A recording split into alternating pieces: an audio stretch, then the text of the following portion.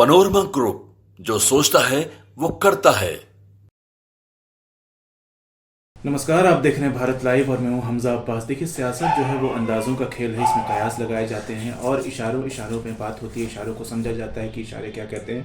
आपको बता दें कि आज बिहार में एक हलचल हुई है। नीतीश कुमार अचानक से राज्यपाल के पास पहुंच जाते हैं, जिसको लेकर के कयासों का बाजार जो है वो गर्म हो जाता है। कहा यह जा रहा है कि नीतीश कुमार जो इंडिया गठबंधन है उससे काफ़ी नाखुश हैं, उसमें उनके मिजाज के हिसाब से कोई काम नहीं हो रहा है।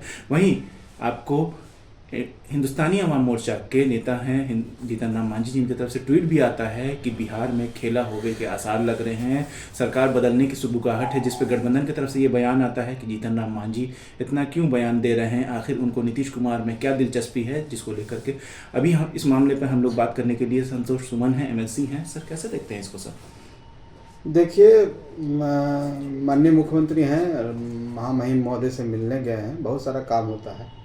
हम समझते हैं कि मुझे नहीं जानकारी है कि क्या आदरणीय श्री जीतन राम मांझी जी ने बयान दिया, आप लोग से सुन रहे हैं। लेकिन अगर व्यक्तिगत तौर पर हमसे बात करेंगे तो हम इतना ही कहेंगे कि इस तरह मिलना जुलना का कोई मतलब ये नहीं होता है कि कोई खेला ही होगा। जो खेला होना रहता है वो पर्दे के पीछे हो जाता है, किसी को पता भी नहीं रहता है।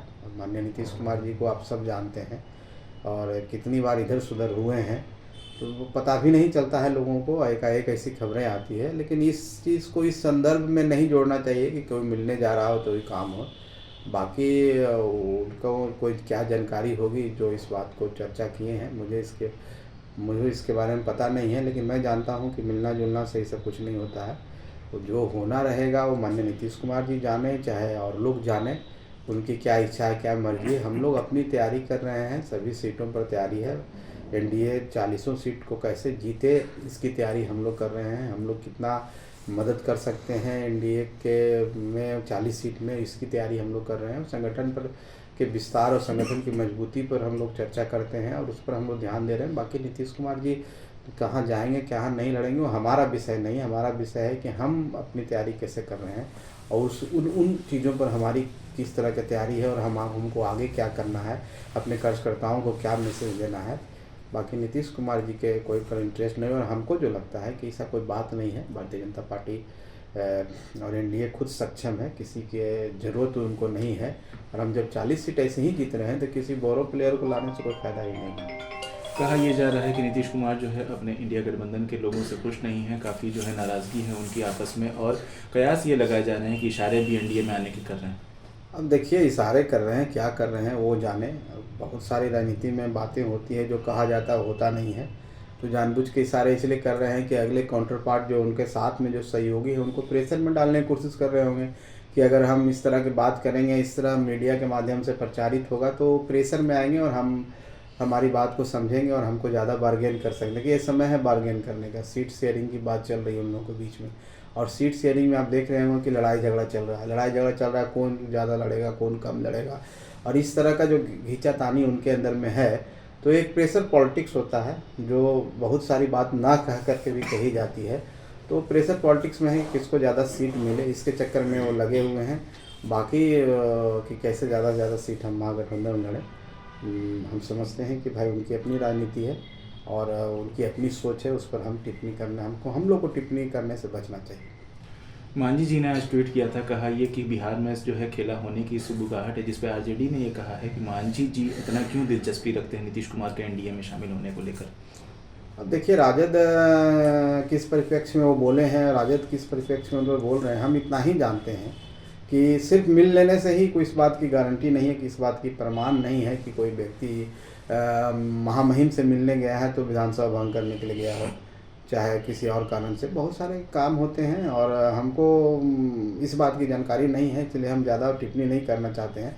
ना कि वो अगर वो बोले हैं, उनका ट्वीट आया है तो किस परिप्रेक्ष्य में उन्होंने बोला है, इस बात की भी मुझे जानकारी नहीं है। और राजद को भी सब्र करना चाहिए, तुरंत इस तरह की बातों से बचना चाहिए।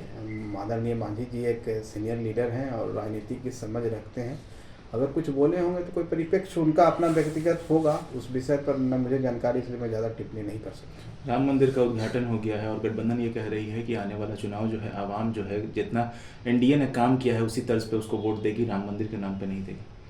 और देखिए, एनडीए ने काम किया है, एनडीए ने काम किया है। हम भी तो कह रहे हैं कि राम मंदिर का मुद्दा, हमारे प्रधानमंत्री जी ने कभी नहीं बोला कि हमने यहाँ मंदिर बनवाया, चाहे सरकार ने नहीं बनवाया, वो तो एक ट्रस्ट है। और उसके बाद माननीय न्यायालय, उच्च न्यायालय का फैसला हुआ, वो ज़मीन मिला, ट्रस्ट ने बनाया, न्याय समिति जो मंदिर न्याय समिति है जो वो उन्होंने बनाया। माननीय प्रधानमंत्री जी और भारतीय जनता पार्टी और सब लोग, हम लोग सब इस बात के लिए चिंतित है कि कैसे हमारा जो गौरव है, हमारी जो सांस्कृतिक धरोहर है, हमारा जो धर्म की धरोहर है, जो श्री राम जी इतने दिनों से टेंट में रह रहे थे और 500 साल से इंतज़ार था, वो लंबा इंतज़ार 22 जनवरी को ख़त्म हुआ।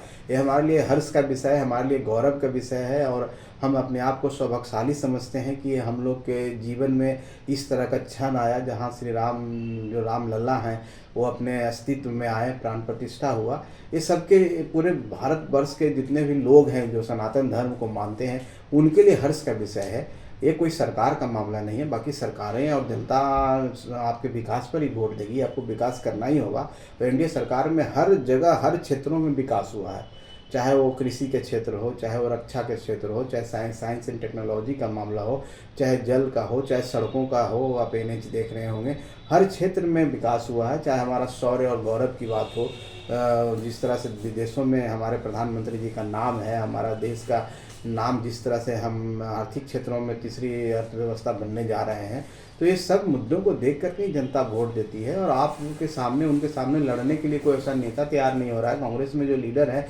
लीडरशिप क्राइसिस है, कभी किन्हीं को खड़ा कर दिया जाता है, माननीय मल्लिकार्जुन खड़गे जी को, कभी आप देख रहे होंगे कि हमारे राहुल जी भागे भागे फिर रहे हैं। और जो व्यक्ति अपने पार्टी का राष्ट्रीय अध्यक्ष का पद संभालने के लिए तैयार नहीं हो, वो देश संभालने के लिए अभी परिपक्व नहीं है। तो अभी ऐसा कोई व्यक्ति नहीं है कि माननीय नरेंद्र मोदी जी के सामने खड़ा हो सके। तो देश में विकास का ही मॉडल चलेगा। नरेंद्र मोदी जी जब मुख्यमंत्री थे गुजरात के, तो गुजरात का मॉडल पूरे देश में लागू था, उस मॉडल का नाम लिया जाता था। और यहाँ प्रधानमंत्री के रूप में भी विकास के लिए है, हर जगह उन्होंने काम किया है, चाहे गरीब के लिए हो, चाहे पिछड़ों के लिए हो, अति पिछड़ों के लिए भी, माइनॉरिटी के लिए भी, मुस्लिम भाइयों के लिए भी उन्होंने काम किया है।